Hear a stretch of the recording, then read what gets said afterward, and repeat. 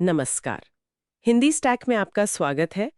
आज हम एक बहुत ही महत्वपूर्ण निबंध पर थोड़ी गहराई से बात करेंगे। भारतेंदु हरिश्चंद्र का मशहूर निबंध या कहिए भाषण, भारतवर्ष की उन्नति कैसे हो सकती है। ये 1884 में बलिया के ददरी मेले में दिया गया था, लेकिन इसकी गूंज आज भी सुनाई देती है। चलिए समझते हैं कि भारतेंदु जी ने उस वक्त क्या महसूस किया और क्या राह सुझाई। शुरुआत करते हैं उनकी उस प्रसिद्ध तुलना से। उन्होंने भारतीयों की तुलना रेल की गाड़ी से की थी। ये सिर्फ एक उपमा तो नहीं लगती? नहीं, बिल्कुल नहीं। ये बहुत गहरा कटाक्ष है। देखिए, उनका कहना था कि जैसे रेल के डिब्बे होते हैं ना, फर्स्ट क्लास, सेकंड क्लास, बढ़िया से बढ़िया। हाँ हाँ। लेकिन अगर इंजन ना हो तो वहीं खड़े रहेंगे, चल नहीं सकते। हाँ।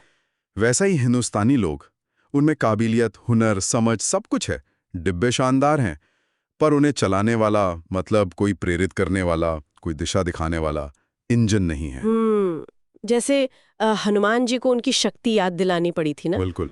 जामवंत ने याद दिलाई थी। बस वही बात। कोई चाहिए जो हमें हमारा बल याद दिलाए। क्षमता है, पर उसको जगाने वाला कोई नहीं। तो ये जगाने वाला, ये इंजन, उस समय के जो शासक थे या जो अधिकारी थे वो क्यों नहीं बन पाए? भारतेंदु की क्या राय थी उनके बारे में? देखिए, उनके हिसाब से तो शासक वर्ग से कोई उम्मीद ही नहीं थी। जो राजे महाराजे थे, उनके बारे में वो लिखते हैं कि वो तो बस पूजा, भोजन और झूठी गप इसी में लगे रहते थे। मतलब अपनी ही दुनिया में मग्न है। बिल्कुल। और जो अंग्रेज हाकिम थे, जो सरकारी अफसर थे, हाँ। वो या तो अपने सरकारी काम में इतने डूबे थे, या फिर घुड़दौड़ हो रही है, थिएटर चल रहा है, नाच गाना। अच्छा, मनोरंजन में। हाँ, भारतेंदु ने तो साफ लिखा है कि उन्हें गरीब, गंदे, काले आदमियों से मिलकर अपना अनमोल समय खोने की कोई इच्छा ही नहीं थी। ओ, तो मतलब एक तरह से नेतृत्व का, लीडरशिप का एक बड़ा खालीपन था। जी हाँ, बिल्कुल। कोई था ही नहीं जो आम आदमी की सुध ले, उसे आगे बढ़ाने की सोचे। तो ये जो नेतृत्व की कमी थी और समाज की जो हालत उन्होंने देखी, इसके पीछे मूल कारण क्या मानते थे भारतेंदु? आलस्य पर तो उन्होंने बहुत तीखा लिखा है। हाँ, आलस्य पे तो उन्होंने बहुत ही गहरा कटाक्ष किया है। वो लिखते हैं, यहाँ लोगों में जितना निकम्मापन हो उतना ही वो बड़ा अमीर समझा जाता है। ये तो बहुत बड़ी बात कह दी। बिल्कुल। और फिर वो मलूकदास के दोहे का जिक्र करते हैं, अजगर करे ना चाकरी, पंछी करे ना काम, दास मलूका कही गए सबके दाता राम। इस भाग्यवादी सोच पर वो चोट करते हैं कि भाई सब कुछ भगवान भरोसे छोड़कर बैठ जाओ, कुछ करने की जरूरत नहीं। हाँ, ये प्रवृत्ति तो आज भी दिखती है कहीं ना कहीं। जी। तो ये सिर्फ शारीरिक आलस्य नहीं था, ये एक तरह की मानसिक जड़ता थी जो कहती थी कि हमारी हालत के लिए हम जिम्मेदार नहीं, सब भाग्य या ईश्वर की मर्जी है। इससे लोग कोशिश करना ही छोड़ देते थे। और जाहिर है इस आलस्य और भाग्यवादिता का सीधा असर देश की आर्थिक स्थिति पर भी पड़ रहा होगा। निश्चित रूप से भारतेंदु इस पर गहरी चिंता जताते हैं। वो कहते हैं कि मर्दमशुमारी यानी जनगणना, उसमें तो लोगों की गिनती बढ़ रही है, आबादी बढ़ रही है, हाँ। पर देश का रुपया लगातार घट रहा है, पैसा कम हो रहा है। और फिर उनकी वो प्रसिद्ध पंक्ति है, पै धन विदेश चली जात, यह अति ख्वारी। मतलब पैसा विदेश चला जा रहा है। हाँ, सारा धन बाहर जा रहा है और हम इतने लाचार, इतने पराधीन हो गए हैं कि दिया सलाई जैसी छोटी सी चीज, माचिस। हाँ, माचिस तक हम अपने देश में नहीं बना सकते, वो भी विलायत से आती है। सोचिए जरा, ये उस समय की आर्थिक गुलामी का कितना सजीव चित्र है। बिल्कुल, पूरी तरह से दूसरों पर निर्भर। तो ये जो इतनी निराशाजनक तस्वीर उन्होंने खींची, इससे बाहर निकलने के लिए भारतेंदु ने क्या रास्ते सुझाए? सबसे पहली जरूरत क्या बताई उन्होंने? ये आलस्य छोड़ो, कमर कसो। ये जो दुनिया में उन्नति की दौड़ हो रही है, उसमें पीछे मत रह जाओ। जापानी लोगों तक का उदाहरण दिया उन्होंने कि वो टट्टू जैसे लोग भी दौड़ में शामिल हैं, तो हम क्यों पीछे रहें। यानी सक्रियता। हाँ, सक्रिय बनो। और फिर वो बात करते हैं धर्म की उन्नति की। धर्म की उन्नति, इसका मतलब पूजा पाठ? नहीं नहीं, बिल्कुल नहीं। यहीं पर लोग अक्सर गलत समझ लेते हैं। उनका मतलब कर्मकांड या पूजा पाठ से नहीं था, वो बात कर रहे थे समाज धर्म की। समाज धर्म, ये क्या है? यानी समाज के वो नियम, वो रीति रिवाज जो देश, काल और परिस्थिति के अनुसार बदले जा सकें, जो उन्नति में रुकावट न बने बल्कि सहायक हों।